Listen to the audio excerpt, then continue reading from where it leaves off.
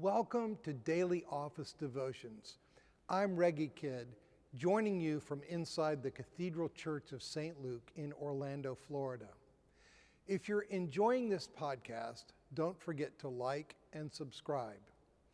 I'm glad to be with you on this Monday of the 6th week of Easter. Happy Easter. Israel's life was always supposed to be a symbol of hope for the world. So, a few words about the first half of Leviticus chapter 25, which would have been yesterday's reading. Every 50 years, Israel was to proclaim liberty throughout the land, a jubilee for you, Leviticus chapter 25, verse 10. At the end of last week's readings in Leviticus, we saw how Israel was instructed to calculate 7 weeks between the annual feast of the first fruits, Leviticus chapter 23, verses 9 through 14, and the annual feast marking the end of the year's labors, Leviticus chapter 23, verses 15 through 21. Beyond that, Israel was to mark off not just her weeks, but her years according to a similar pattern. Every 7th year was to be a sabbatical, Leviticus chapter 25, verses 1 through 7. Then after 7 cycles of 7 years, at the 50th year, an additional Sabbath year was to be observed. On the Day of Atonement in that 50th year, a shofar made from a ram's horn was to sound, marking the year of Jubilee. All land was to revert to its ancestral owners.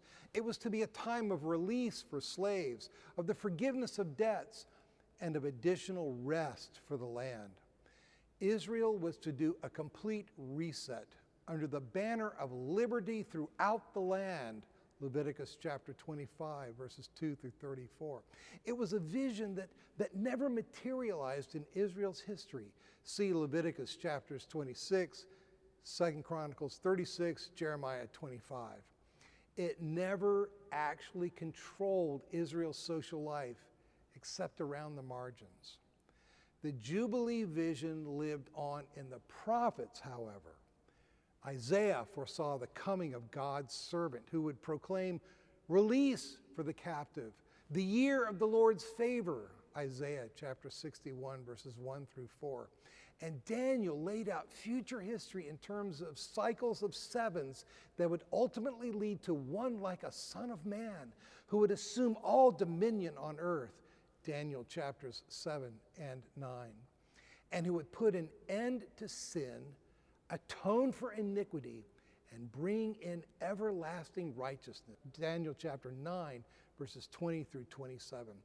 Jesus proclaims himself to be the herald of the year of the Lord's favor in Luke chapter 4, and John shapes his book of Revelation around 7 cycles of 7, culminating in Jesus Christ's final defeat of everything evil as he ushers in a new heaven and a new earth, Revelation chapters 19 through 22. Meanwhile, what takeaways could we possibly have from Jubilee legislation? Well, for one, the logic of redemption. A constant refrain in today's verses from Leviticus 25 is this: I brought you out of the land of Egypt, Leviticus 25, 38, 42, and 55. People who know they have been bought with a price, they treat others differently. If mercy has been extended to me, I extend that same mercy to you. The freedom I enjoy as a gift, I want it for you as well. And thus, Israelites were forbidden to charge usurious interest to impoverished fellow Israelites, Leviticus chapter 25, verses 35 through 38.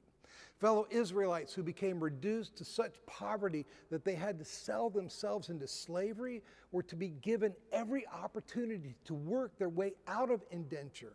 Leviticus chapter 25, verses 39 through 43 and 47 through 55. As to non-Israelite slaves, the Jubilee release didn't apply. God's covenant was with the Israelites, not with pagans in the land.